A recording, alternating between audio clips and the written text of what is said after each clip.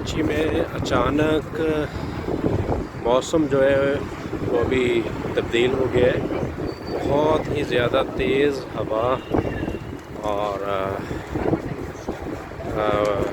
मट्टी उड़ रही बहुत ज़्यादा।